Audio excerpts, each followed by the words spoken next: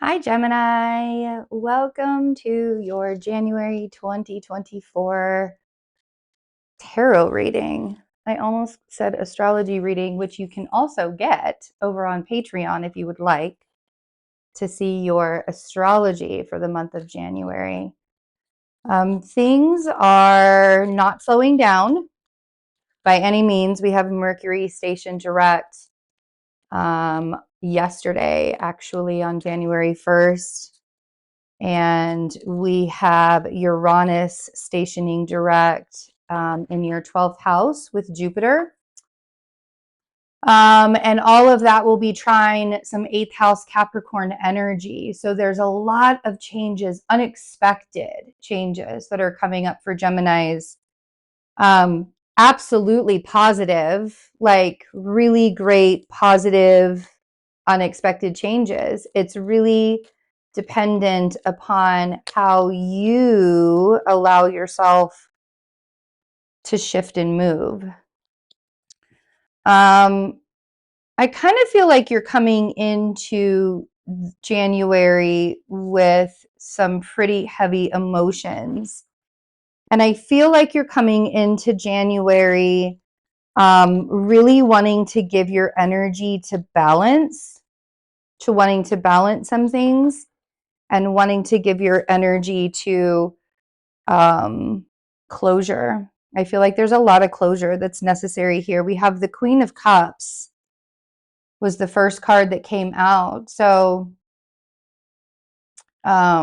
I think that it's kind of on brand for the beginning. This first week of January is a little difficult. It's a little broody. It's a little melancholy. And the energy starts to pick up more as January begins, but really watch where your mood is and watch like the things that you're saying to yourself. Really just kind of watch where that is. We have the Six of Pentacles and we have Justice. You could be dealing with the Libra energy as well. And I feel like there's this, there's a balance that you're seeking. You're really seeking, some stability. It feels like I think that you're coming into this year thinking, sort of overthinking on how to achieve some kind of balance this year and some kind of movement forward from stagnancy. We have the 10 of Swords and the 9 of Swords at the bottom. So there's a lot of overthinking that's happening here. This is creating anxiety and nervousness. It's hard to be excited about brand new energy coming into the year when you're constantly overthinking an ending. And this 10 of Swords, even if it is an ending, I almost want to ask you if you're projecting it to be a little bit more, to be harder than it actually is. I'm not trying to take away from the situation, but I feel like the anxiety would be less if you looked at this in a different kind of perspective. I feel like you would be able to find a little bit more balance. That Justice card isn't just about balance, though. This is really about, when we think about justice, we have to think about that double-edged sword, the sword that Justice yields in her hand, right? That double-edged sword, and how easily it can be used to cut a person down, but it can also be used to heal a person and to give a person power. And then we have the swords down here. So how are you cutting yourself down?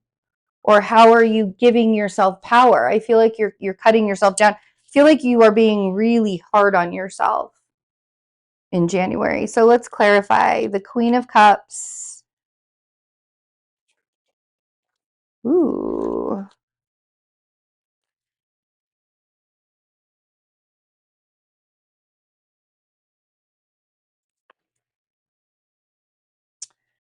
Is there a fire sign that needs a little bit of boundaries? Are you in a relationship with a fire sign that needs some boundaries? Bottom of the deck, there's a whole bunch of mess up here. Page of Swords. All right. So your actual energy is coming out as the Page and the Knight of Swords. We don't have a king or a queen here to save your life. It's the Page and the Knight. So January is a lot about emotional maturity. Sometimes we cannot find the emotional maturity within us because of our environment and the people that are in it. Yes, it's 100% up to us to take accountability for the way that we're responding and reacting to the way that certain people are treating us or acting around us. But at the end of the day, we can't control how other people act. We can only control how we act towards things. So I have on the Queen of Cups. It's almost like you just told me why you're so emotional. We have the Lovers, we have the Seven of Wands, and we have the Queen of Wands. I feel like you're really emotional because it feels like there's some kind of boundaries that you need to create with the Queen of Wands. There's a relationship here. That Lovers card is your energy. So I do love that you decided to come out with your major arcana. And with that energy, a Gemini is sort of always searching for wholeness because you do have these two parts of you that can argue with each other so often, right? So that's really what the Lovers is. It's super duper alchemizing yourself. So I feel like this month is about focusing on what it is that you need to do in order to alchemize the energy within you. We have the King of Cups with the Three of Wands on the Six of Pentacles. There could be more that you're searching for.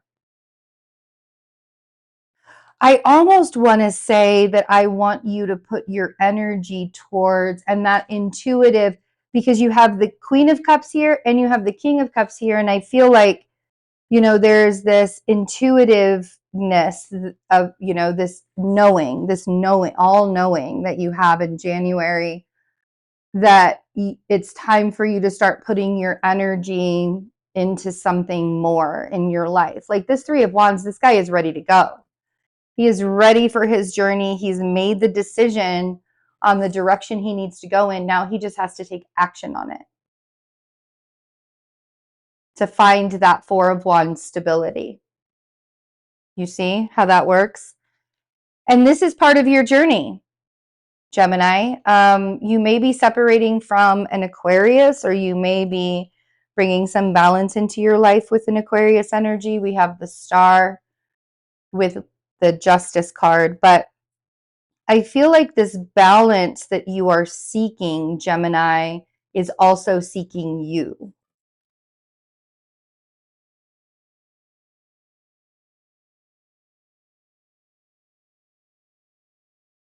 This not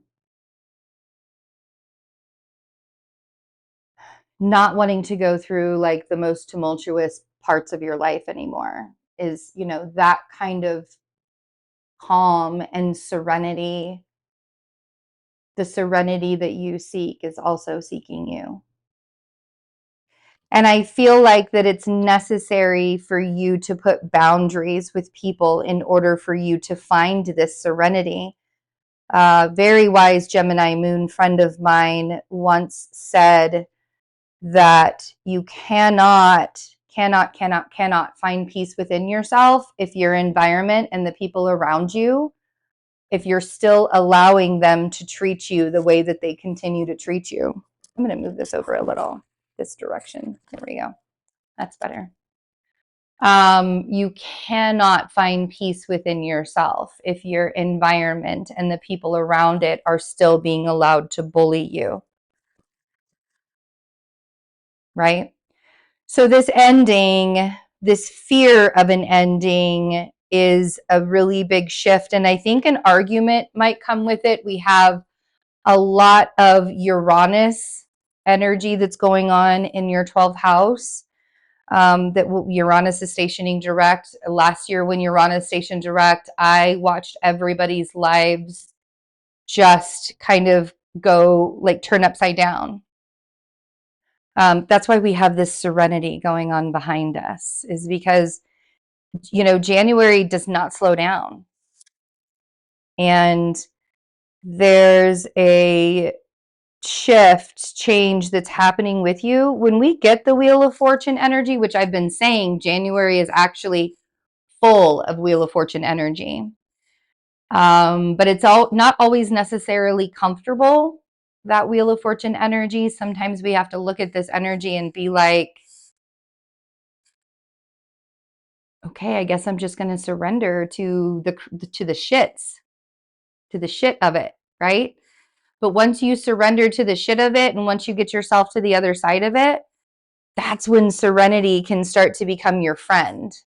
That's when that peace, that's when that wholeness, being even, right? Knight of Swords on the Nine of Swords.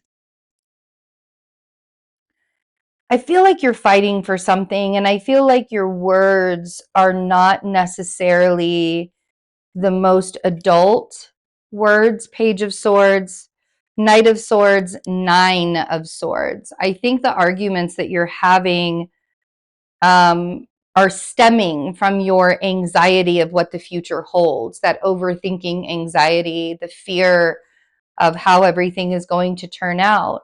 It's like, it feels very much like you have this ambition and this drive to really move forward and to change some things in your life, and you're ready for the shift. But on the other end of it, there is this all-consuming anxiety, and it's because you're overthinking the process instead of just letting the process happen. You're overthinking it. And when a Gemini overthinks their process, they start to become a little bit mouthy. I mean, you guys can be kind of belligerent when you're stressed out. I grew up, my brother's a Gemini, and I raised two of them. I think I have the authority on how Geminis can be morning, noon, and night in 3 different ways. I love you guys so much. And the overthinking, wow, the overthinking. Yes, of course, of course. Of course, the overthinking, especially when Mercury ends up back in your 8th house. And it's trying all of that Jupiter and Uranus energy in your 12th house. Of course, the overthinking.